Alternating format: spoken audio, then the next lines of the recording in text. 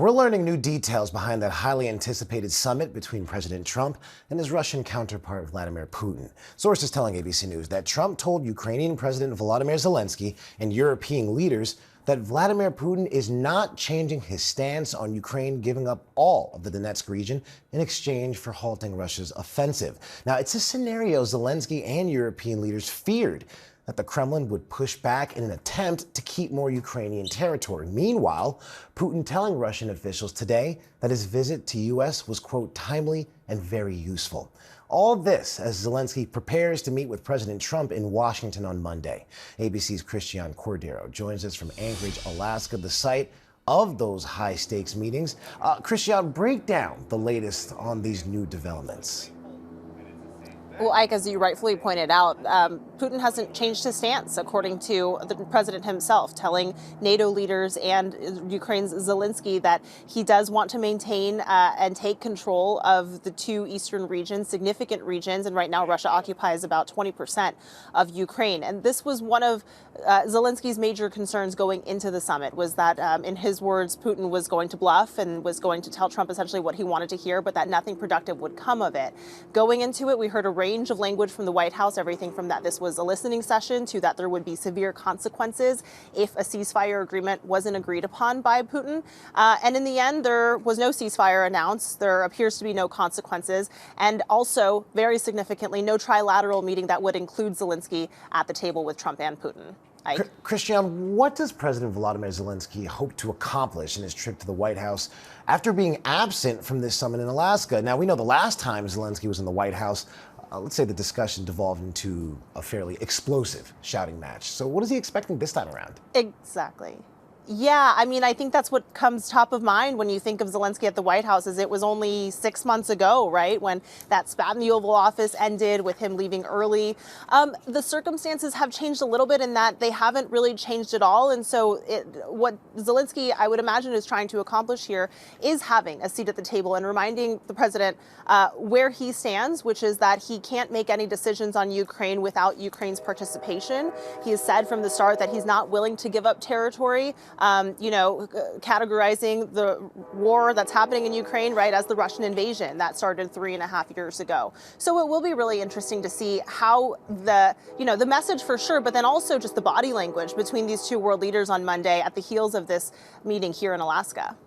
And quickly, what's the reaction from lawmakers here at home? It's more or less what you would expect, but it is pretty staggering to see how strong the language has been, frankly, on both sides, right? So Democrats are blasting this meeting here as kind of just the pomp and circumstance of it all, saying that Putin got exactly what he wanted and he got the red carpet treatment, right? Saying that Trump hasn't really made any kind of headway in this promise, this campaign promise to bring a peace deal to the war in Ukraine. And then we've heard from a couple of Republican senators, Graham and Cotton, stand out, who say that Trump is involved, and they're praising how the president has handled this so far. All right, Christian Cordero, thank you for that update. Moving on, President Trump dropping calls for an immediate ceasefire as European allies insist Ukraine must have security guarantees as part of any peace deal. ABC's Patrick Reevell with more on what this means for the war and the region. Patrick.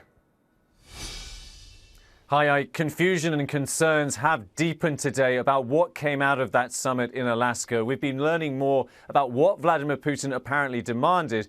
President Trump debriefed President Zelensky and European leaders overnight, and two sources familiar with that call told ABC that Trump said Putin had demanded Ukraine hand over all of its eastern Donetsk region in exchange for Russia halting its offensive in the southeastern Kherson and Zaporizhia regions. And that will have caused deep concern in Ukraine and European capitals. It's a demand that is already known to be basically impossible for Ukraine to accept. Not only are most Ukrainians opposed to handing over unoccupied territory that is home to thousands of people, it also contains a belt of key defensive cities. It would make it far easier for Putin to re-invade, and Ukraine would really have to be offered extraordinary security guarantees to even consider handing over that territory. Now, President Trump has suggested that security guarantees will be discussed when President Trump comes when President Zelensky, I should say, comes to Washington on Monday. But Putin already knows that his demand is almost certainly unacceptable.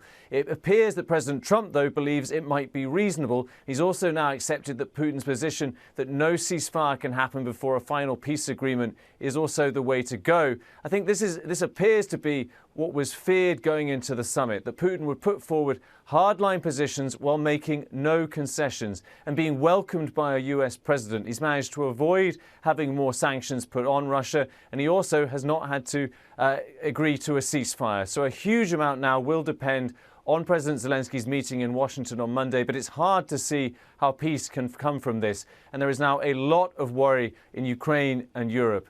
Ike? All right, Patrick Reevell, thank you.